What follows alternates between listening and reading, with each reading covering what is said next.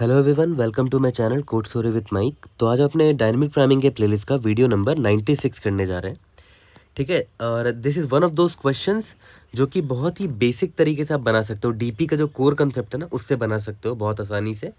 And I think I am 100% sure कि जब 5 minute video के 5 मिनट गुजर जाएंगे तो आप खुद से वीडियो पॉज करके कोड कर लोगे, ये मेरी गारंटी है। इसीलिए मुझे नहीं लगता ये हार्ड होना चाहिए था। इसको मीडियम मार्क कर सकते थे, ठीक है, या तो इजी मार्क कर सकते थे। इजी नहीं, चलो मीडियम मार्क किया जा सकता था, but I am pretty sure आप इजीली खुद से इसको कोड कर लोगे, ये मेरी गारंटी है। ओके, तो देखते हैं। गूगल ने पूछा इस क्वेश्चन को, student attendance record 2। Record part 1 बना लेना, काफ़ी सिंपल सा प्रॉब्लम है। ये पार्ट 2 है, ठीक है। An attendance record for a student can be represented as a string where each character signifies whether the student was absent और लेट। मान लेते कोई स्टूडेंट है, उसका पूरा जो अटेंडेंस का रिकॉर्ड है वो एक स्ट्रिंग के थ्रू रिप्रेजेंट किया जा सकता है ना। मान लेते हैं 4 दिन का रिकॉर्ड है उसका, तो 1 2 3 4 दिन है। हर दिन का उसका रिकॉर्ड कैसे स्टोर किया जाएगा? अगर वो एब्सेंट था पहले दिन तो यहाँ ए लिखा जाएगा, अगर प्रेजेंट था तो पी लिखा जाएगा, अगर लेट था तो एल लिखा जाएगा, है ना। इसी तरह कुछ भी हो सकता है, A L P L A L anything, ठीक है। किसी भी दिन वो या तो एब्सेंट हो सकता है, या तो प्रेजेंट हो सकता है, या तो लेट हो सकता है। ओके, अब देखो यहाँ क्या लिखा है, and any student is eligible for an attendance award, ठीक है, if they meet both of the following criteria, है ना। ये दोनों क्राइटेरिया मीट करेगा तभी उसको अवार्ड मिलेगा, अटेंडेंस अवार्ड मिलेगा। The student was absent A for strictly fewer than 2 days total. मतलब टोटल, मतलब मान लेते गिवन नंबर ऑफ डेज है, तो टोटल ना वो ज़्यादा से ज़्यादा 1 दिन एबसेंट हो सकता है, उससे ज़्यादा नहीं, है ना। फ्यूअर देन 2 days है टोटल, ठीक है। इसका मतलब उसको मैंने कितने एब्सेंस लेने की आज़ादी दे रखी है? ओनली 1 day, है ना। लेस देन 2 होना चाहिए नंबर ऑफ एब्सेंस, या तो 0 एब्सेंस हो या तो 1 एब्सेंस हो उसका, ठीक है। The student was never late for 3 और मोर कंजिक्यूटिव डेज की बात हो रही है यहाँ पर, ठीक है। लगातार 3 दिन वो लेट नहीं होना चाहिए, या तो उससे ज़्यादा दिन, है ना। लगातार 0 दिन लेट हुआ तब तो ठीक है, लगातार 1 दिन लेट हुआ तब भी ठीक है, लगातार 2 दिन लेट हुआ तब भी ठीक है, लेकिन लगातार 3 दिन लेट नहीं होना चाहिए, या 4 दिन या 5 दिन लेट नहीं होना चाहिए, ठीक है। लेस देन 3 होना चाहिए। यहाँ तक क्लियर है?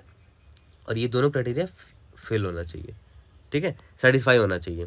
Given an integer N, return the number of possible attendance records of length N that make a student eligible for an attendance award. मतलब आपको एक एन लेंथ दे रखा होगा कि इतने लेंथ का रिकॉर्ड है, तो कितने पॉसिबल आप रिकॉर्ड्स बना सकते हो जिसमें एक स्टूडेंट को अवार्ड मिल जाएगा, है ना। जैसे n इजिकल टू 2 है, तो ऐसे 8 पॉसिबल वेज हैं जिसमें उस स्टूडेंट को अवार्ड मिल सकता है। देखो वो 8 पॉसिबल वेज मैंने यहाँ लिखा है कि स्टूडेंट 2 दिन है ना, n इजिकल टू 2 दे रखा है, तो स्टूडेंट दोनों दिन प्रेजेंट था, तो ऑब्वियस है दोनों दिन प्रेजेंट था, मतलब 0 days एबसेंट है वो, है ना, और 0 days लेट है, तो इसका मतलब क्या हुआ?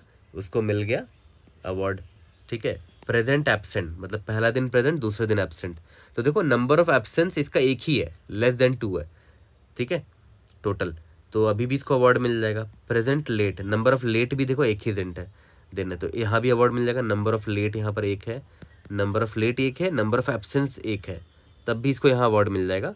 यहाँ पर इसने 2 बार लेट किया है दोनों दिन, लेकिन देखो नंबर ऑफ लेट कमिंग जो है कंजिक्यूटिवली 2 से ज़्यादा नहीं होना चाहिए, यहाँ पर कंजिक्यूटिवली इसने 2 ही रखा है, ठीक है। और हाँ याद रखना, मान लेते हैं स्टूडेंट ऐसे आया लेट लेट, फिर प्रेजेंट, फिर लेट, फिर लेट, तो देखो यहाँ पर कंजिक्यूटिवली 2 बार लेट आया, उसके बाद प्रेजेंट हो गया, तो अब कंजिक्यूटिवली लेट इसका 0 हो चुका है ना। फिर यहाँ से दोबारा काउंट होगा, पहला दिन लेट हुआ, फिर दूसरा कंजिक्यूटिव दिन लेट हुआ, है ना। ये चीज़ समझ जाना, कंजिक्यूटिव की बात हो रही है लेट के लिए, ठीक है, लेट कमिंग के लिए। यहाँ पर देखो एब्सेंस एक बार है, एब्सेंस एक बार, तो इसलिए इन 8 केसेस में अवार्ड मिल सकता है, ठीक है। और अगर मान लेते हैं दोनों दिन एब्सेंट होता तो 2 दिन है ना, तो उसको अवार्ड नहीं मिलता। क्यों? क्योंकि देखो मैंने बोला था ना कि absence, number of absence in total should be less then 2, must be less then 2, है ना। या तो 0 नंबर ऑफ डेज या तो 1 नंबर ऑफ डेज एब्सेंट होना चाहिए उसको, ठीक है। तो इसलिए देखो ए जो है मेरा केस में नहीं है, ठीक है। ओके, यहाँ तक क्लियर हो गया। अब देखो बहुत सिंपल सा थॉट प्रोसेस है, आपको इधर ही एक चीज़ क्लियर हो चुका होगा कि भाई यहाँ साफ साफ आपको दिख रहा है। मान लेते हैं n इजिकल टू 2 है, तो ये डे नंबर 1 हुआ, ये डे नंबर 2 हुआ, मान के चलते हैं। तो आपने नोटिस किया, मैं अब ये पहला दिन में स्टूडेंट 3 चीज़ कर सकता है, या तो उस दिन वो प्रेजेंट हो जाए, या तो एब्सेंट हो जाए, या तो लेट हो जाए, यही 3 चीज़ कर सकता है, ऑब्वियसली यही 3 ऑप्शन है ना उसके पास, यही 3 ऑप्शन है। अगर मान लेते वो प्रेजेंट हो गया तो पहला दिन प्रेजेंट, अभी तो क्वेश्चन मार्क है दोनों में, अब दूसरा दिन का हमें देखना है। यहाँ पर अगर एब्सेंट हो गया पहले दिन में तो एब्सेंट, दूसरे दिन का देखते हैं। पहला दिन अगर लेट हो गया तो लेट, दूसरे दिन का देखते हैं। यहाँ तक क्लियर है? ओके, इसके बाद देखते हैं यहाँ पर फिर इसके पास 3 ऑप्शन है कि दूसरे दिन भी ये प्रेजेंट हो जाए या लेट हो जाए या एब्सेंट हो जाए। दूसरे दिन प्रेजेंट, लेट या एब्सेंट, दूसरे दिन प्रेजेंट, लेट या एब्सेंट, प्रेजेंट, लेट या एब्सेंट। ठीक है, तो यहाँ पर देखते हैं क्या क्या हो जाएगा। PP, PL, PA, AP, AL, AA, LP, LL, LA। ठीक है, तो अब देखो सारे दिन हमने कवर कर लिए, 2 दिन की बात हो रही थी, दोनों दिन का हमने कवर कर लिया। टोटल कितने पॉसिबिलिटी निकल के आएंगे? 9 आएंगे, ऑब्वियस ये बात है, क्योंकि इसमें 3 पॉसिबिलिटी थी, इसमें 3 पॉसिबिलिटी थी, तो 3 दो डेज है ना, तो 3 का पावर n, यानी कि 3 का पावर 2। ठीक है, टोटल 9 पॉसिबिलिटी आएंगे, ऑब्वियस ये बात है। देखो प्रेजेंट, प्रेजेंट इसमें अवार्ड मिल जाएगा उसको, प्रेजेंट लेट इसमें भी अवार्ड मिल जाएगा उसको, प्रेजेंट एब्सेंट इसमें भी अवार्ड मिल जाएगा, एब्सेंट प्रेजेंट इसमें अवार्ड मिल जाएगा, इसमें भी अवार्ड मिल जाएगा, इसमें अवार्ड नहीं मिलेगा क्योंकि 2 बार एब्सेंट हो गया। इसमें अवार्ड मिल जाएगा, इसमें अवार्ड मिल जाएगा, इसमें भी अवार्ड मिल जाएगा। टोटल 8 अवार्ड्स मिल गए आपको ईजिली। तो देखा आपने क्या क्या, अपने सारे पॉसिबिलिटी निकाल लिए और हर पॉसिबिलिटी में आपने एक स्ट्रिंग जनरेट कर लिया लास्ट में। ठीक है, और जब स्ट्रिंग जनरेट किया फिर यहाँ काउंट कर लो, नंबर ऑफ प्रेजेंट कितने हैं, नंबर ऑफ एब्सेंस कितने हैं, नंबर ऑफ लेट कितने हैं, या फिर सिर्फ नंबर ऑफ एब्सेंस और नंबर ऑफ कितनी बार वो लेट आया कंजिक्यूटिव, है ना, कंजिक्यूटिव कितनी बार वो लेट आया है, वो 3 से ज़्यादा, 2 से ज़्यादा एक्सीड नहीं करना चाहिए। तो आप एब्सेंस और कंजिक्यूटिव लेट का काउंट रख लो बस। यहाँ पर देखो प्रेजेंट है पूरे टाइम, एब्सेंस 0, कंजिक्यूटिव लेट भी 0 है, तो अवार्ड मिल गया यहाँ पर। यहाँ पर प्रेजेंट और लेट है, अवार्ड मिल गया यहाँ पर, एंड सो ऑन। ठीक है, तो मैं क्या बोलता हूँ ना यार, आप एक चीज़ नोटिस करो, आपको प्रेजेंस मतलब और एब्सेंस दिखाए तो प्रेजेंट का भी ज़रूरत नहीं है आपको, एब्सेंट और कंसेक्यूटिवली लेट कितने दिन आया है उसका काउंट ही तो चाहिए। तो अब स्ट्रिंग क्यों जनरेट कर रहे हो? स्ट्रिंग जनरेट करने की ज़रूरत ही नहीं है, आप काउंट मेंटेन कर लो ना, काउंट मेंटेन कर लो, काउंट मेंटेन कर लो for absence and late coming. कौन बोल रहा है भाई स्ट्रिंग बनाने की जरूरत ही नहीं है? क्योंकि भाई देखो एट द एंड जब आप स्ट्रिंग बना रहे हो तो फिर बाद में काउंट भी तो कर रहे हो, पी कितना है, एल एब्सेंस कितना है, लेट कितना है, कंसेक्यूटिव एंड सो ऑन। तो मैं बोलता हूँ कि भाई स्टार्टिंग से काउंट ही रखो ना, कि भाई एब्सेंस है, लेट का काउंट कितना है, एब्सेंस का काउंट कितना है, तो तब हमारा काम ज़्यादा आसान हो जाएगा। ठीक है, यहाँ तक क्लियर है? अब एक और आगे, अब देखो ट्री तो मैंने बना दिया, अब आराम से कोड भी कर सकते हो, बट आगे बढ़ने से पहले ना एक छोटा सी चीज़ मैं आपको और दिखा देता हूँ। जैसे मान के चलते हैं नंबर ऑफ डेज 3 थे, ठीक है, n = मान लेते 3 था, question mark question mark question mark. तो वही फिर से हम वही करते, 3 पॉसिबिलिटी होता पहला दिन के लिए इसके, तो यहाँ पर क्या होता, प्रेजेंट, एब्सेंट, सॉरी लेट या एब्सेंट। अगर एब्सेंट हो जाता तो यहाँ एब्सेंट होता। ठीक है, अब फिर से मेरे पास इसके लिए 3 ऑप्शन आता, प्रेजेंट, एब्सेंट, लेट। अगर मान लेते यहाँ पर भी एब्सेंट हो जाता तो एब्सेंट एब्सेंट, फिर यहाँ लास्ट वाला बचा हुआ है। अब एक बात बताओ, क्या फ़ायदा भी है कि आप इसके आगे जाओ? नहीं, इस बंदे ने 3 दिन में 2 बार एब्सेंट अभी ही कर दिया, तो भाई मैं इसको क्यों आगे बढ़ाऊँ? आगे चेक ही नहीं करूँगा, मैं बोल दूंगा भाई इसको अवार्ड नहीं मिल रहा, मैं यहाँ पर रिटर्न 0 कर दूंगा, मैं बोल दूंगा भाई घंटा कोई अवार्ड नहीं मिला है, 0 है, 0 अवार्ड्स मिला है इसको, क्योंकि इसने यहाँ पर इस केस में 2 बार एब्सेंट तो पहले ही कर दिया। तो आगे तुम चाहे प्रेजेंट डालो या लेट डालो या एब्सेंट डालो, यहाँ पर इस क्वेश्चन मार्क में प्रेजेंट, लेट, एब्सेंट डालो, अवार्ड तो मिलना ही नहीं, क्योंकि ये 2 बार एब्सेंट तो हो ही गया है ना, जबकि 2 बार एब्सेंट, एक से अधिक बार एब्सेंट नहीं कर सकते थे। तो इसीलिए देखो यहाँ पर हम लोग क्या कर रहे हैं, नीचे का एक्स्ट्रा रिकर्शन कॉल हमको कॉल करने की ज़रूरत ही नहीं है। इसी को बोलते हैं प्रूनिंग, बहुत लोग ये हाई फाई वर्ड यूज़ भी करते हैं, प्रूनिंग। प्रूनिंग का मतलब क्या हुआ, कुछ बेकार के केसेस जो ज़रूरी नहीं है कैलकुलेट करना, उसको आपने इग्नोर मार दिया, है ना, आपने नीचे के रिकर्शन कॉल को इग्नोर मार दिया। क्यों कॉल करोगे भाई, आपको इधर ही पता चल गया आंसर कि भाई इसको अवार्ड घंटा मिल रहा है, 0 अवार्ड्स मिल रहा है, वो वापस चल रहा हो।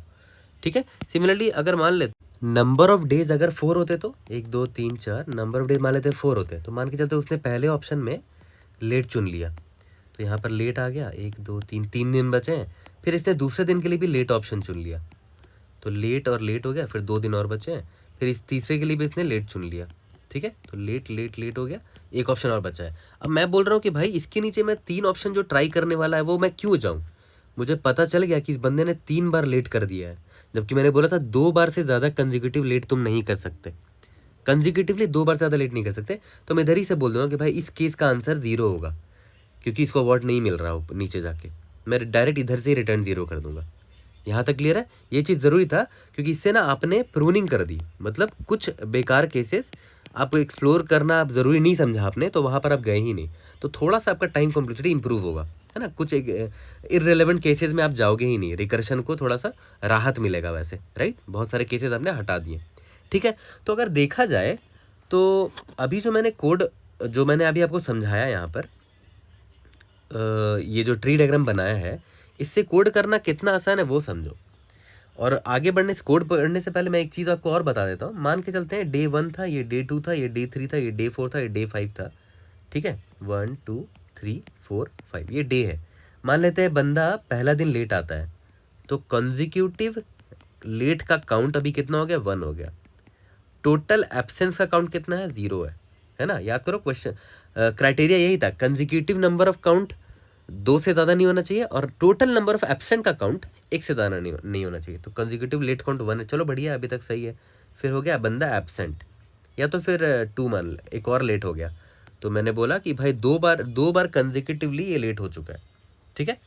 इसके बाद देखो ये एब्सेंट हो गया, तो एब्सेंट का काउंट मैंने 1 तो कर दिया, बट देखो कंजिक्यूटिव लेट का अभी काउंट 2 चल रहा था, अब 0 हो गया, क्योंकि कंजिक्यूटिवली अब ब्रेक हो गया ना, लेट लेट फिर एब्सेंट आ गया, तो लेट अब कंजिक्यूटिव और नहीं आ रहा है। अब इसके बाद दोबारा जब ये लेट आएगा तो फिर मैं यहाँ से काउंट कर सकता हूँ, क्योंकि यहाँ पर 2 बार लेट आया लगातार, वो तो कोई प्रॉब्लम थोड़ी है, ठीक है ना, कंजिक्यूटिवली थोड़ी आया, 2 बार से ज़्यादा थोड़ी है ना कंजिक्यूटिवली। फिर यहाँ पर लेट आया, यहाँ पर लेट आया, एंड सो ऑन, तो ये भी वैलिड है, वैलिड केस है, इसमें भी इसको अवार्ड मिल जाएगा, है ना। क्यों, देखो लेट लेट कंजिक्यूटिवली 2 ही बार लेट आया है, फिर एब्सेंस आ गया है, टोटल एब्सेंस 1 ही है, फिर कंजिक्यूटिवली 2 बार लेट आया है, कभी भी कंजिक्यूटिवली 3 बार या 3 बार से ज़्यादा लेट नहीं आया है वो, तो एक क्राइटेरिया से सेफ हो गया। दूसरा था एब्सेंस का क्राइटेरिया कि 1 बार से ज़्यादा एब्सेंट नहीं होना चाहिए टोटल, तो ठीक है, 1 ही बार एब्सेंट हुआ तो इसको अवार्ड मिल जाएगा, ठीक है, यहाँ तक क्लियर है। ओके, तो बड़ा सिंपल सा देखा जाए तो कोड है हमारा। अब खुद सोचो, ट्री आप वीडियो पॉज कर, वीडियो क्लोज भी कर सकते हो, लेकिन हाँ बॉटम अभी मैं आपको सिखाऊंगा बड़ा आसानी से, वो भी लिख दोगे तो पॉज करके मेमो का कोड, रिकर्शन मेमो का कोड करके आप बॉटम अप में आ सकते हो, ठीक है। तो देखो हमें यहाँ पर ऑप्शंस दिखा था, हमने ट्री डायग्राम बना दिया, है ना, ट्री डायग्राम बना दिया। अब मेमोराइजेशन कर सकते हैं, ऑब्वियस सी बात है, अगर ट्री डायग्राम बनाओगे ना बहुत सारे रिपीटिंग सब प्रॉब्लम्स आएंगे, तो हम लोग मेमोराइज भी कर लेंगे। बट आपने फिगर आउट कर लिया ना, देखा आपने कैसे फिगर आउट कर लिया, ऑप्शंस मिला, वहाँ से ट्री डायग्राम बनाया तो समझ गए कि भाई रिकर्शन लिखना पड़ेगा, फिर रिकर्शन लिखा तो मेमोराइज कर दिया तो डीपी बन गया वो, ठीक है। तो याद करो मैंने क्या बोला था कि हमारे पास टोटल कितने नंबर ऑफ डेज है, n नंबर ऑफ डेज है। स्टार्टिंग में मैंने क्या बोला था कि सिर्फ 2 चीज़ का ट्रैक रख लेना मेरे भाई, कि कितना कंजिक्यूटिवली तू लेट आया और टोटल तेरा एब्सेंस का काउंट कितना है, ठीक है। तो तेरा एब्सेंस का काउंट 0 है अभी स्टार्टिंग में, और कंजिक्यूटिवली लेट भी अभी तुम 0 टाइम्स आए हो, अभी जस्ट मैंने वही बताया था ना, ये रहा कंजिक्यूटिव लेट का काउंट और एब्सेंस का काउंट चाहिए, ठीक है। तो मैंने ये फंक्शन कॉल कर दिया। अब ये फंक्शन कितना आसान है लिखना वो देखो, इंट सॉल्व, ठीक है, एन ये एब्सेंस मान लेते हैं और ये एल मान लेते हैं, एल मतलब कंजिक्यूटिव लेट मान के चल लो, या तो पूरा लिख ही देते हैं, एब्सेंस टोटल कितना एब्सेंट है अब तक, और ये कंजिक्यूटिव लेट है ना, कितना काउंट है उसका, ठीक है, यहाँ तक क्लियर है। ओके, अब मैंने बोला था बड़ा सिंपल है यार, 3 पॉसिबल केसेस हैं कि अगर उसने एब्सेंट किया आज के दिन तो मैं सॉल्व कॉल करूँगा, टोटल आज एक दिन कवर हो गया तो n-1 डेज अब बचे हैं, ठीक है। अगर उसने एब्सेंट किया है तो एब्सेंट का काउंट बढ़ाना पड़ेगा मुझे, एब्सेंस +1 करके भेजूंगा। और सिंस उसने एब्सेंट किया है, कंजिक्यूटिवली लेट अभी नहीं किया, आज के दिन एब्सेंट कर गया, तो कंजिक्यूटिव लेट का काउंट 0 कर देंगे, रीसेट हो जाएगा ना, वो कंजिक्यूटिवली काउंट करना था मुझे, तो कंजिक्यूटिव का काउंट देखो 0 हो गया। तो ये कौन सा केस था कि बंदे ने एब्सेंट मार दिया, तो इससे जो आंसर आएगा मैं इसको स्टोर कर लूँगा, यहाँ पर ए में स्टोर कर लूँगा, इंट नाम का एक वेरिएबल ले लूँगा, ठीक है, इंट। उसके बाद मान लेते हैं एब्सेंट ना करके बंदे ने आज के टाइम लेट कर दिया, तो सॉल्व n-1, देखो लेट किया है एब्सेंट नहीं किया, तो एब्सेंस का काउंट जो था वही का वही रह गया, देखो कोई चेंज नहीं किया मैंने, वही फंक्शन कॉल किया और एब्सेंस में वही भेज दिया। लेकिन आज वो लेट हो चुका है, तो ऑलरेडी कंसेक्यूटिव लेट में जितनी वैल्यू रही होगी, उसमें +1 करके भेज दूंगा, क्योंकि आज के दिन वो लेट था। ठीक है, कंसेक्यूटिवली लेट का वेरिएबल में एक +1 कर देंगे। तो यहाँ पर मैं एल नाम का एक वेरिएबल में स्टोर कर दूंगा। तीसरा था क्या, प्रेजेंट हो सकता है ना, यही 3 ऑप्शन थे। तो अगर वो प्रेजेंट होता है तो देखो n-1 डेज बचेंगे। अब आज के दिन वो प्रेजेंट है, तो ऑब्वियस सी बात है एब्सेंस के काउंट में कोई इंक्रीमेंट नहीं होगा और कंसेक्यूटिव काउंट भी 0 हो जाएगा। क्यों? क्योंकि आज वो प्रेजेंट हो गया, तो कंसेक्यूटिव जो चल रहा था उसका स्ट्रीक ब्रेक हो गया ना। तो यहाँ पर ये कौन सा केस है, प्रेजेंट वाला केस है। अब तीनों पॉसिबल वेज से जितने अवार्ड्स मिले, हम मुझे सारे पॉसिबिलिटीज़ चाहिए, A+L+P, दैट्स इट, ख़त्म कहानी, इतना ही था प्रॉब्लम। क्यों हार्ड मार्क था, आप खुद सोचो, है ना। अब खुद सोचो, बेस केस लिखना पड़ेगा। तो बेस केस में क्या होगा, एक टाइम आएगा जब ये n जो है ना 0 बन चुका होगा। तो यहाँ पर बेस केस लिख देना मेरे भाई, n = अगर 0 हो गया तो रिटर्न, इसका मतलब बंदे ने सारे डेज कवर कर लिए, उसको पक्का लास्ट में अवार्ड मिल चुका होगा। सारे डेज कवर कर लिए है ना, तो उसको अवार्ड मिल गया यहाँ पर। ठीक है, और याद रखना एक चीज़ मैंने अभी तक चेक डाला ही नहीं है। मैंने क्या बोला था, प्रूनिंग की अभी तक हमने डिस्कशन ही नहीं की। मैंने क्या बोला था कि अगर एब्सेंस का काउंट > 1 हो जाता है, या फिर जो कंसेक्यूटिव लेट का काउंट है अगर वो > या > 2 हो जाता है, ठीक है, तो मैं क्या बोलूँगा, भाई इस बंदे को अवार्ड नहीं मिल रहा, रिटर्न 0 कर दो, 0 अवार्ड मिल रहा है उसको। ये स्टेप को मैंने क्या बोला था, प्रूनिंग। ये थोड़ा एक्स्ट्रा हमने कर दिया, एक्स्ट्रा दिमाग लगाया, एक्स्ट्रा ऑप्टिमाइजेशन कर दिया अपनी तरफ से। ये एक्स्ट्रा है ना, ये इससे इंप्रेशन बनेगा अगर इंटरव्यू में बताओगे तो, क्योंकि आपने कुछ एक्स्ट्रा केसेस यहाँ से छांट दिए, प्रूनिंग कर दिया उसका। ठीक है, तो देख रहे हो यार क्या था इसमें टफ, आई डोंट नो क्यों हार्ड मार्क था, और आपको भी अग्री करना चाहिए क्यों हार्ड मार्क था। नॉर्मल ऑप्शन थे, तीनों ऑप्शन एक्सप्लोर मार लिया। ठीक है, तो इसको जल्दी से कोड तो कर लेंगे, बट एक बार टाइम और स्पेस कॉम्प्लेक्सिटी समझते हैं। देखो, अगर विदाउट मेमोइजेशन बनाओगे, विदाउट मेमोइजेशन, तो देख लो हर n के लिए 3 पॉसिबिलिटी है, हर n के लिए 3 पॉसिबिलिटी है, तो O(3) का पावर n पॉसिबिलिटीज जा रहा है, राइट। लेकिन अगर मेमोइज कर दोगे, ठीक है, तो मेमोइज करने के लिए मैंने क्या बोला था, देखो जितने वेरिएबल्स चेंज हो रहे हैं उतने डीपी लेना पड़ेगा, उतने डायमेंशन का। 3 वेरिएबल्स चेंज हो रहा है, तो मैं क्या करूँगा, T(3) डायमेंशन का डीपी एरे ले लूँगा। ठीक है, अब एक चीज़ ध्यान दो, बड़ा इंटरेस्टिंग है, मैं कभी एब्सेंस का काउंट को 1 से ज़्यादा होने ही नहीं दे रहा, मैं कभी कंसेक्यूटिव लेट के काउंट को 2 से ज़्यादा होने ही नहीं दे रहा, है ना, क्योंकि देखो रिटर्न 0 कर दे रहा हूँ, उसके आगे जा ही नहीं रहा, मैं इधर ही से रिटर्न हो जाऊँगा मैं। तो एब्सेंस का काउंट मैं यहाँ पर 2 रख सकता हूँ, क्योंकि 1 से ज़्यादा तो मैं होने ही नहीं दे रहा, ये देखो। फिर कंसेक्यूटिव लेट का काउंट देखो 2 से ज़्यादा मैं होने ही नहीं दे रहा, तो मैं यहाँ पर 3 रख सकता हूँ, क्योंकि 3 रखूँगा तो इंडेक्स में क्या क्या आएगा, 0 आएगा, 1 आएगा, 2 आएगा, तो 2 से अधिक नहीं होने दे रहा हूँ मैं, है ना। तो ये एक और मस्त ऑप्टिमाइजेशन कर दिया हमने अपने मेमोइजेशन में, है ना। ये बहुत सिंपल सा ऐसे फिगर आउट करना कि आप कभी भी नोटिस करोगे, तो ये जो आपने प्रूनिंग करी है ना, आप नोटिस करो कभी भी एब्सेंस के काउंट को, देखो 3 वेरिएबल मैंने जो यहाँ लिया है, किसके लिए लिया है, ये एब्सेंस का काउंट के लिए लिया था, ये वाला वेरिएबल चेंज हो रहा है, और ये लेट के लिए लिया था, और ये n के लिए लिया था, ये वाला। तो n तो हमें डालना पड़ेगा, n+1 ले लेंगे यहाँ पर, ठीक है, या तो जो भी n का वैल्यू दे रखा हो, आई थिंक 10 का पावर 5 दे रखा है, तो 10 का पावर 5 + 1 ले लेंगे इसको, n को। बट एब्सेंस का काउंट देखो, कभी भी आप एब्सेंस के काउंट को 1 से ज़्यादा होने ही नहीं दे रहे, है ना। अब इधर से रिटर्न हो जा रहे हो, तो कभी ऐसा केस ही नहीं होगा कि आपको ये 1 इंडेक्स से ज़्यादा की वैल्यू चाहिए होगी इस डायमेंशन के लिए। सिमिलरली लेट के लिए भी, तो आप आराम से मेमो के लिए आप T(n+1) 2 3 साइज का 3D एरे ले सकते हो। ठीक है, अब इसका स्पेस कॉम्प्लेक्सिटी, टाइम कॉम्प्लेक्सिटी कितना हो जाएगा, O ऑफ जितने नंबर ऑफ स्टेट्स होंगे, n+1 × 2 × 3, 2 × 3 कॉन्स्टेंट हटा दे भाई इसको, n+1 में सिर्फ n को रख ले, तो O ऑफ n नहीं हो गया टाइम कॉम्प्लेक्सिटी। देखो कितना ऑप्टिमाइज कर दिया, है ना। और मेमोराइजेशन के लिए हमने स्पेस यूज़ किया है, n × 2 × 3 which is approximately equal to O of n। तो स्पेस कॉम्प्लेक्सिटी भी हमारा यहाँ पर बेटर हो गया। ठीक है, यहाँ तक क्लियर है। ये तो आसान था, आप ऑलरेडी फिगर आउट कर चुके होंगे। जल्दी से इसका कोड करते हैं, और सबसे ब्यूटीफुल चीज़ मैं अभी आपको बताने वाला हूँ कोड करने के बाद, दैट इज़ बॉटम अप। इतना इजीली बॉटम अप डिराइव करूँगा, और जो लोग ऑलरेडी मेरा डीपी कंसेप्ट वाला प्लेलिस्ट देखते हैं ना, उनको पता होगा कि कि मैं हमेशा बॉटम अप ऐसे ही डिराइव करता हूँ, रिकर्शन का कोड कॉपी पेस्ट मारता हूँ और एग्जैक्टली उसी से डिराइव कर देता हूँ बॉटम अप को। चलो करके दिखाता हूँ, पहले रिकर्शन मेमो का कोड कर लेते हैं।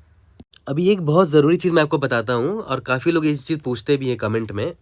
जैसे बहुत लोग बोलते हैं ना कि आप ये कैसे पता करते हो, जैसे मान लेते हैं यहाँ पर प्रूनिंग जो मैंने लगाया है वो एक्चुअली में मुझे प्रूनिंग यहाँ नहीं लगाना चाहिए था, है ना, इस बेस केस के ऊपर लगाना चाहिए था। तो आप अब बहुत लोग पूछेंगे भैया कैसे फिगर आउट किया आपने, तो देखो मैं आपको बताता हूँ। मान के चलते हैं नंबर ऑफ डेज 2 थे, ठीक है, एग्जाम्पल लेके देख लो, आप खुद पकड़ में आ जाएगा, या तो सबमिट करो, गलती होगी तो खुद पकड़ में आ जाएगा, ठीक है। तो यहाँ पर देखो n=2 ले लिया। अब देखो ध्यान दो, बंदे ने मान लेते पहले दिन एब्सेंट कर दिया, ठीक है, तो बंदे ने पहले दिन एब्सेंट कर दिया, तो ये हो गया, यहाँ पर एब्सेंट आ गया, ठीक है। अब बचा n=1, बस एक ही दिन देखना है अब आपको, है ना। अब मान के चलते हैं यहाँ पर बंदे ने फिर से एब्सेंट मार दिया, ठीक है, तो यहाँ पर ए, फिर यहाँ पर भी ए। नंबर ऑफ डेज कितने बचे हैं? अब 0 डेज बचे हैं, उसने 2 दिन था, दोनों दिन एब्सेंट मार दिया। अब ध्यान दो, यहाँ पर n=0 हो चुका है, बट इसको अवार्ड मिलेगा क्या? नहीं मिलेगा, ऑब्वियस सी बात है। क्यों? क्योंकि बंदे ने 2 दिन एब्सेंट मार दिया, एक से अधिक। इसका मतलब सबसे पहले हमें क्या चेक करना चाहिए? सबसे पहले हमें ये चेक करना चाहिए कि कहीं ये तो दिक्कत नहीं कर रहा है, एब्सेंस का काउंट कहीं ग्रेटर देन 1 तो नहीं हो गया, या फिर कंसेक्यूटिव लेट का काउंट ग्रेटर देन 2 तो नहीं हो गया, तब उस केस में 0 अवार्ड मिलेगा, है ना। उसके बाद n== अगर 0 हो चुका है तब वो चेक करो, ठीक है। हमने अगर पहले ही चेक कर लिया कि n== 0 है क्या, हाँ है, तो आप रिटर्न 1 कर दे रहे हो, आप बोल रहे हो अवार्ड जीत रहा है। नहीं, अवार्ड नहीं जीत रहा है। 2 बार देखो यहाँ पर ये इसको वो हो गया, 2 बार एब्सेंट मार दिया, तो इसको अवार्ड कैसे मिलेगा? तो हमें पहले ये चेक करना चाहिए कि जो नंबर ऑफ एब्सेंट्स का काउंट है ना, वो ग्रेटर देन अगर ग्रेटर देन 1 हो गया, या फिर कंसेक्यूटिव लेट का जो काउंट है वो ग्रेटर देन अगर जो भी है 2 हो गया, तो हमें रिटर्न 0 करना चाहिए, ठीक है। उसके बाद चेक कर लो कि हाँ, अगर n== 0 हो चुका है तब रिटर्न 1 कर दो। हाँ, कि मतलब भाई सारे दिन कवर भी हो गए और उसने वॉयलेट भी नहीं किया दोनों कंडीशन को, तब उसका आंसर यहाँ पर 1 होगा कि उसको अवार्ड मिला है, ठीक है। ये चीज़ बहुत लोग कंफ्यूज होते हैं, इसीलिए मैंने अलग से यहाँ पर क्लियर करके बता दिया, ठीक है। जल्दी से कोड करते हैं, उसके बाद बॉटम अप पे आते हैं। तो चलो जल्दी से कोड करते हैं। सबसे पहले मैंने क्या बोला था, सिंपल से सॉल्व n,0,0 भेज देंगे, है ना। अपना पहला अप्रोच है अपना रिकर्शन मेमोराइजेशन वाला। यहाँ पर इंट सॉल्व लिखा, इंट n मतलब नंबर ऑफ डेज कितने हैं, इंट कितना मैंने एब्सेंट मारा अब तक, ठीक है। और ये तीसरा वेरिएबल क्या था, कंसेक्यूटिवली कितना लेट आया मैं, लेट, ठीक है, कंसेक्यूटिव कितना लेट आया। अब देखो यहाँ पर इफ़ n=0 हुआ तो रिटर्न 1 करेंगे यार। लेकिन याद करो, थोड़ी देर पहले मैंने आपको समझाया कि क्यों इससे पहले हमें चेक डालना चाहिए एब्सेंट का। अगर ये ग्रेटर देन या इक्वल टू 2 हो जाता है, या फिर कंसेक्ट लेट जो है वो ग्रेटर देन इक्वल टू अगर 3 हो जाता है, तो रिटर्न 0 कर दो, उसको नहीं मिल पाएगा अवार्ड, चाहे n0 ही क्यों ना हो गया हो, ठीक है। उसके बाद चेक डालो n=0 के। ये चीज़ ज़रूरी है ना, ये ऑब्जर्व करके आपको खुद से समझना पड़ेगा कि n=0 वाले को ऊपर लिखा जाए, उसके बाद इसको लिखा जाए, या पहले इसको लिखा जाए उसके बाद इसको लिखा जाए, ठीक है। तो ये एग्जाम्पल से ऑब्जर्व करके आप लिख सकते हो। सबसे पहले वाला केस तो क्या था कि उसने एब्सेंट मार दिया, तो n-1 एब्सेंट का काउंट बढ़ेगा, और क्या, और कंसेक्यूटिव लेट आने का जो स्ट्रीक था वो ब्रेक हो गया, ठीक है। मॉड्यूलो m कर देते हैं, है ना। उसके बाद अगर वो लेट आता है तो ये दूसरा केस है, n-1 एब्सेंट का काउंट बढ़ेगा नहीं क्योंकि वो आया है आज, है ना, लेट नहीं किया उसने, कंसेक्यूटिव अंडरस्कोर लेट, आज भी लेट आया तो +1 कर दिया मैंने, ठीक है। मॉड्यूलो m करते जाओ। हाँ, ऊपर m मैंने डिफाइन नहीं किया है, इंट m=1e⁻9 + 7, 10⁻9 + 7 से मॉड्यूलो लेते जाएंगे। और तीसरा केस क्या था कि वो प्रेजेंट हो गया आज के दिन, है ना, तो सॉल्व n-1, तो अब तक जितना एब्सेंट हुआ वो वही का वही वैल्यू रहेगा, कुछ इंक्रीमेंट नहीं होगा। कंसेक्यूटिव लेट का भी वैल्यू 0 हो जाएगा क्योंकि उसका स्ट्रीक ब्रेक हो गया कंसेक्यूटिव लेट आने का, ठीक है। यहाँ तक क्लियर हो गया। लास्ट में हमें कुछ नहीं करना था, सिंपल a प्लस l, ये भी बड़ा वैल्यू हो सकता है तो इसको पहले ही मैं मॉड लगा देता हूँ, उसके बाद p लगा देता हूँ, बाद में फिर मॉड लगा देता हूँ, ठीक है। तो यहाँ पर मैंने एक और मॉड क्यों लगा दिया, क्योंकि हो सकता है ये a + l करने पे खुद बहुत बड़ा वैल्यू आ जाए, तो उसको छोटा करने के लिए देखो मैंने मॉड्यूलो m यहाँ लगा दिया, फिर +p करके मॉड्यूलो लगा दिया। असल में आपको करना क्या था, बस a + l + p भेजना था, बट वैल्यू बहुत बड़ी हो सकती है, इसीलिए देखो मॉड्यूलो m लगा दिया मैंने हर जगह, ठीक है। एक बार रन करके देखते हैं विदाउट मेमोराइजेशन पास होता है कि नहीं। एग्जाम्पल टेस्ट केसेस तो पास हो जाएंगे, but time limit exceed maybe आ सकता है। हाँ, टाइम लिमिट तो अभी आ गया ना, तो थर्ड टेस्ट केस ये था सबसे बड़ा टेस्ट केस। ठीक है, तो हमें ऑब्वियसली मेमोराइज करना पड़ेगा, तो कोई बात नहीं, मेमोराइज कर लेते हैं यार। मेमोराइजेशन में दे रखा है कि टी का जो डेज का मैक्सिमम वैल्यू ना, एन का मैक्सिमम वैल्यू वो 10⁻5 है। तो 1 2 3 4 5 2 और ये 3, 2 और ये 3 क्यों रख रहे हैं ये भी मैंने आपको बता दिया था। और यहाँ पर इसको चलो इनिशियलाइज कर लेते हैं, ma'am set t-1 size of T. यहाँ तक क्लियर है। और आगे बढ़ने से पहले ही चेक कर लो यहाँ पर कि भाई अगर आपने if T of N comma absent comma late, इसका ये स्टेट ऑलरेडी सॉल्व कर रखा है, नॉट इक्वल टू -1, तो रिटर्न कर देंगे जो भी वैल्यू स्टोर हो रखी होगी। ठीक है, यहाँ तक क्लियर है। और अगर नहीं हो रखा होगा तो लास्ट में जो रिटर्न कर रहे हैं ना रिजल्ट यहाँ पर, तो यहाँ रिटर्न करने से पहले ही भेज देंगे इज इक्वल टू। ठीक है, रन करके देखते हैं। और यहाँ पर देखो एक सिली मिस्टेक क्या कर दिया, एब्सेंस एक बार एब्सेंट कर सकते हो ना, तो ग्रेटर देन इक्वल टू 1 नहीं होगा, यहाँ पर ग्रेटर देन इक्वल टू 2 होगा, है ना। कि अगर आपने एब्सेंट का काउंट 2 या 2 से अधिक हो जाता है, या कंसेक्यूटिव लेट का काउंट 3 या 3 से अधिक होता है, तब रिटर्न 0 करेंगे। ठीक है, let's see if able to pass all the test cases. इसके बाद हम लोग आ जाएंगे अपने बॉटम अप अप्रोच पे। ओके, तो चलो बॉटम अप का कोड देखते हैं। तो सबसे पहले मैंने आपको क्या बोला था कि हमेशा मैं रिकर्शन मेमोराइजेशन वाले कोड से बॉटम अप को डिराइव करता हूँ। ठीक है, इसे मैंने यहाँ कॉपी पेस्ट कर दिया है। तो आप खुद सोचो, याद करो, मैंने आपको बताया था ना कि 3 चीज़ें चेंज हो रही है, एन और ये 2 वेरिएबल चेंज हो रहे हैं, 3 वेरिएबल्स चेंज हो रहे हैं। तो ऑब्वियस सी बात है, हमने मेमोराइजेशन के लिए भी 3D अरे लिया था, तो यहाँ बॉटम अप के लिए भी 3D अरे लेंगे। ठीक है, और कंस्टेंट में दे रखा था कि 10⁻5 है एन का वैल्यू, तो मैं क्या करूँगा यहाँ पर टी का वैल्यू जो है ना, या तो n+1 ले लो या तो 10⁻5+1 ले लो। ठीक है, कोई दिक्कत नहीं है। उसके बाद यहाँ पर ये एब्सेंस वेरिएबल का था और ये कंसेक्यूटिव लेट वेरिएबल का था। तो एब्सेंस के लिए मैंने बोला था कि भाई एक से ज़्यादा तो उसको ज़्यादा एब्सेंट मैं होने नहीं दूंगा, है ना, पहले ही चेक कर लूँगा। ठीक है, तो यहाँ पर 2 वेरिएबल 2 रख देते हैं। और कंसेक्यूटिव लेट में क्या था कि 2 से ज़्यादा बार लेट उसको मैं होने नहीं दूंगा। ठीक है, तो यहाँ पर 3 रख लेते हैं, एक मैक्स, एक +1 करके। ठीक है, ओके, तो मैंने ये ले लिया अपना बॉटम अप डीपी अरे। अब चाहो तो आप इसका स्टेट भी डिफाइन कर सकते हो, TIAL। इसका मतलब पता है क्या हुआ, अगर इसका वैल्यू x है तो इसका मतलब क्या हुआ कि x अवार्ड वो जीत सकता है ना, अगर नंबर ऑफ डेज कितने हो चुके हैं, i डेज हो चुके हैं, और उसने टोटल a बार एब्सेंस किया है, और उसने कंसेक्यूटिव लेट l बार किया है।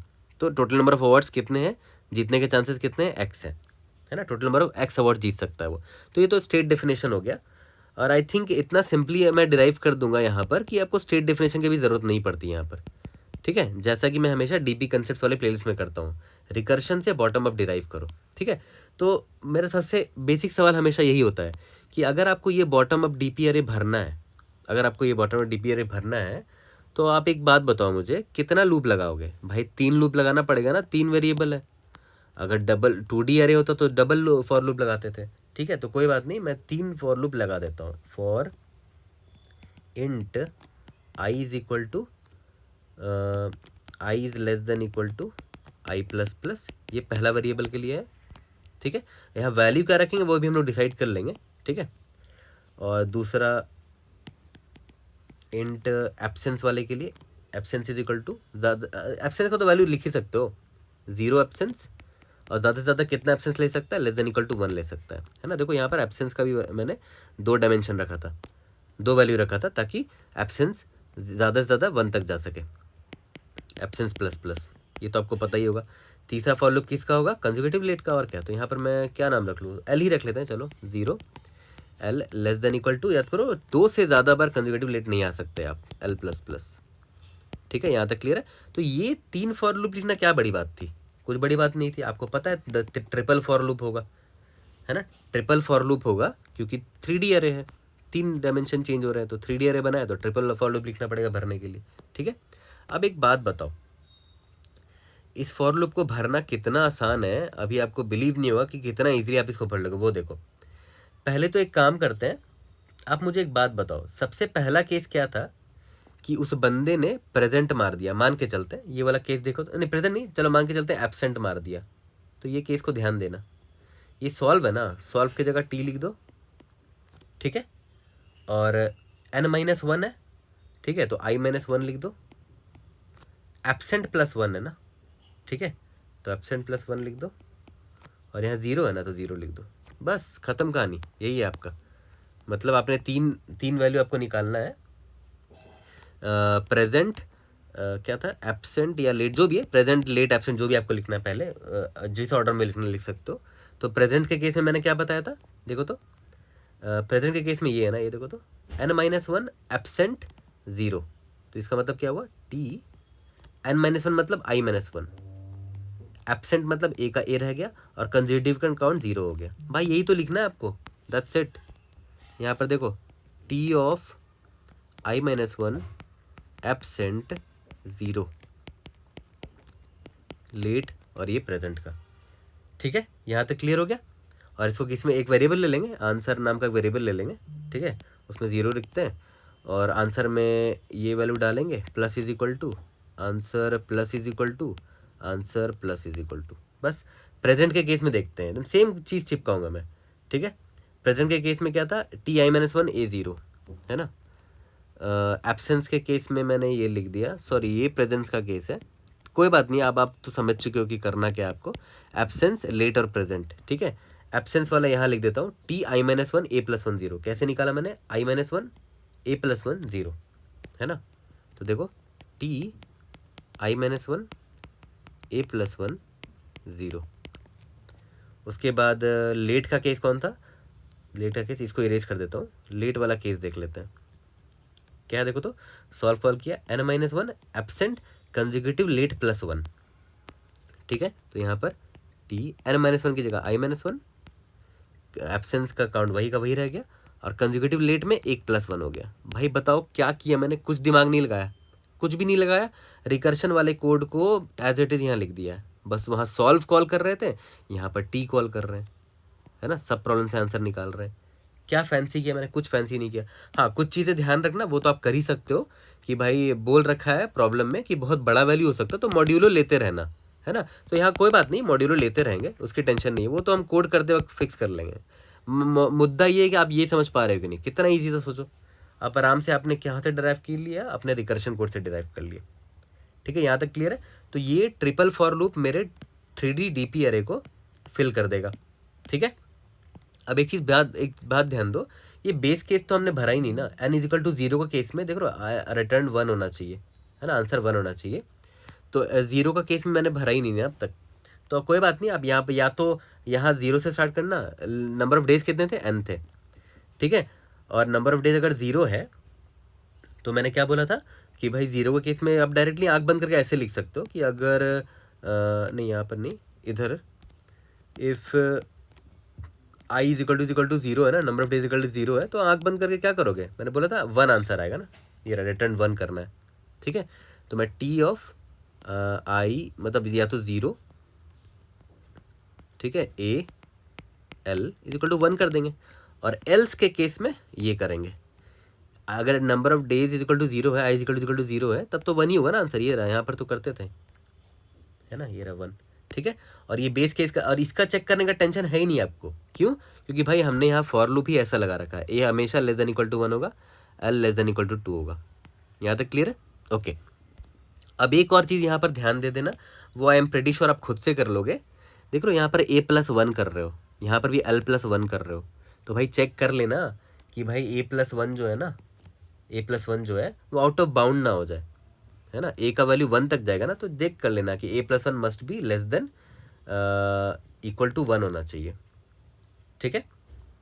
और यहाँ पर l+1 कर रहे हो, तो यहाँ पर भी चेक कर लेना कि l+1 must be less then = 2 होना चाहिए, आउट ऑफ बाउंड नहीं जाना चाहिए ना, l 2 तक ही जा रहा है, a 1 तक जा रहा है, तो यहाँ पर आपने देखो +1 किया है, तो ये भी बस ऑब्जर्वेशन, ऐसा नहीं कि मैंने कोई दिमाग लगाया, मैंने देखा कि अच्छा आउट ऑफ बाउंड जा सकता, तो मैंने बस ये चेक लगा दिया यहाँ पर, वो लगा देंगे हम लोग यहाँ पर, कोई दिक्कत नहीं है, बट सबसे ज़रूरी था कि क्या आप रिकर्सिव कोड से ये डिराइव कर पाएगी नहीं, है ना, एग्जैक्ट रिकर्सिव कोड मैंने चिपका दिया है, ठीक है। अब एक बात बताओ, याद करो लास्ट में रिटर्न क्या करते थे हम लोग, देखो तो, ये देखो इस लाइन पे ध्यान दो, सॉल्व n,0,0, ठीक है, तो मैं वही रिटर्न करूँगा, देखो तो क्या लिखा हुआ था सॉल्व n,0,0 रिटर्न कर रहे थे ना, तो इसका इक्विवेलेंट बॉटम अप में क्या होगा, रिटर्न t, n तो मतलब टोटल नंबर ऑफ डेज है, 0,0 और क्या, इसमें आपका आंसर स्टोर्ड हो चुका होगा।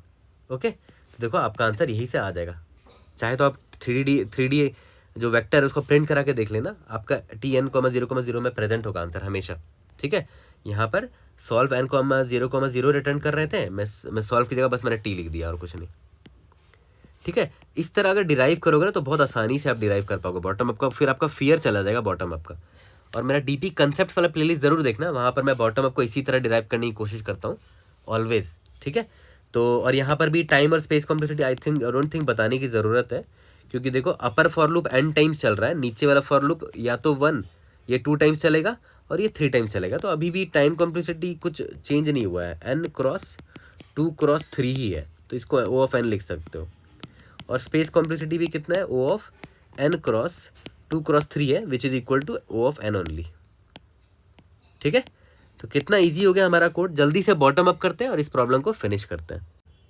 तो चलो अब अपने बॉटम अप्रोच से कोड कर लेते हैं। तो सबसे पहले मैंने तो ये डिफाइन कर लिया पहले ही, और मॉड्यूलो भी डिफाइन कर लिया है। तो एक काम करते हैं ना, बेस केस को अलग से ही लिख देते हैं। बेस केस क्या था याद है, जब n = 0 हो जाए, है ना, यानी कि नंबर ऑफ डेज मेरा 0 हो जाए। ठीक है, तो यहाँ पर मैं अलग से फॉर लूप करके उसको पहले ही फिल कर लेता हूँ कि इंट जो एब्सेंस वाला डेज था वो 0 से लेकर एब्सेंस <= 1 तक जाएगा। एब्सेंस प्लस मतलब यहाँ पर मैं क्या भरना चाह रहा हूँ वो समझो।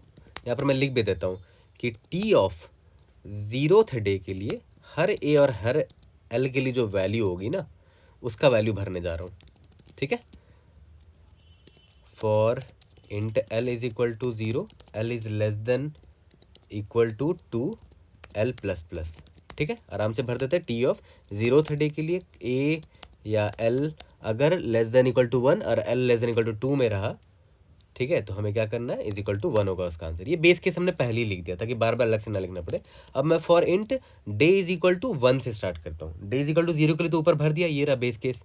ठीक है, I is equal to 1, I is less than equal to total n number of days है आई प्लस प्लस। यहाँ तक क्लियर है? ओके, अब इसके बाद दूसरा फॉर लो, for int a is equal to 0, a is less than equal to 1 a plus plus, for int l is equal to 0, l is less than equal to 2 l plus plus.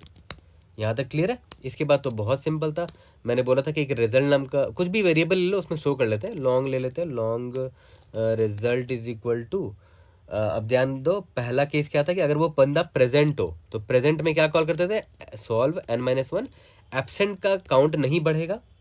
ठीक है, और consecutive late का value 0 हो जाएगा। याद करो यही करते थे।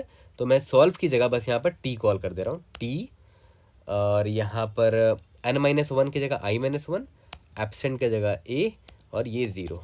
ठीक है, और मॉड्यूलो m ले लिया, कोई दिक्कत नहीं है यहाँ पर। ठीक है, इसके बाद result plus is equal to, याद करो ये मेरा कौन सा केस होने वाला है, अगर मैं लेट आया तो सॉल्व n-1, एब्सेंट का काउंट वही रहेगा, और लेट आया तो कंसेक्यूटिव लेट का वैल्यू जो भी रहेगा उसमें +1, है ना, और मॉड्यूलो m करते थे, यही करते थे। तो सॉल्व की जगह बस यहाँ पर टी लिख दो, T of n-1, comma absent का काउंट वही रहेगा और कंसेक्यूटिव लेट की जो भी वैल्यू है +1। ठीक है, यही करते थे। और क्या, बस हाँ मैंने आपको बोला था एक चीज़ चेक कर लेना कि l+1 कहीं आउट ऑफ बाउंड ना हो जाए। तो यहाँ पर ऐसे कोई बात नहीं ना, ऐसे चेक कर लो कि l अगर लेस देन 2 है ना, या तो फिर l+1 must be less than equal to 2 होना चाहिए, है ना। अगर ऐसा है तभी इसकी वैल्यू ले सकते हो, वरना क्या करोगे यहाँ पर 0 डाल दो और क्या, as simple as that. l अगर लेस देन इक्वल टू 2 है ना, तभी जाके मैं ये वैल्यू ले पाऊंगा, नहीं हुआ तो 0 ले लूँगा, एज सिंपल एज दैट। ठीक है, सिमिलरली और हाँ यहाँ पर सेमीकोलन मिस हो गया था। ठीक है, और result plus is equal to, यहाँ पर एब्सेंस वाला केस डाल देते हैं। और एब्सेंस जब करता था तो याद करो क्या करते थे, n-1 एब्सेंट का काउंट बढ़ा देते थे और कंसेक्यूटिव लेट होने का स्ट्रीक उसका 0 हो जाता था। ठीक है, यही करते थे। तो यहाँ पर भी वही करेंगे कि भाई टी ऑफ n-1 एब्सेंट का काउंट बढ़ा दिया और कंसेक्यूटिव लेट आने का स्ट्रीक 0 कर दिया। यहाँ तक क्लियर है? सिंपल था ये वाला। और यहाँ पर बस वही है, मैंने बोला था कि चेक कर लेना कि a+1 कहीं आउट ऑफ बाउंड ना हो जाए, a+1 must be less than equal to 1 होना चाहिए, राइट। अगर ऐसा है है ना, तभी ये वैल्यू आप ले सकते हो। अगर ऐसा नहीं है तो कोलोन 0 कर देंगे।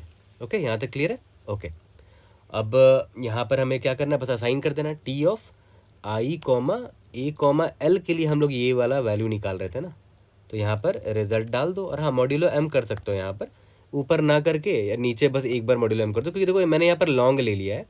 अगर मैं इंट ले लेता तो हर स्टेप में आपको मॉड्यूलो एम करना पड़ता। ठीक है, यहाँ पर मैंने लॉन्ग ले लिया और यहाँ पर बस एक बार मॉड्यूलो एम कर दिया। ठीक है, और बस लास्ट में क्या कॉल करते थे, याद करो, जब रिकर्शन वाला कोड लिखा था तो सॉल्व n कॉमा 0 पास किया था ना, यही रिटर्न कर देते थे, है ना। बस हमें यहाँ पर क्या करना है, return T of n comma 0, that's it. ठीक है, और यहाँ पर देखो n-1 लिख दिया था गलती से, इस केस में आई होगा ना। ठीक है, यहाँ तक क्लियर है? ओके, तो रन करके देखते हैं। We should be able to pass all the test cases. Indeed yes, submit करके देखते हैं। तो कोई भी डाउट होता है, read in the comment section, try to help you out. See you guys in the next video. Thank you.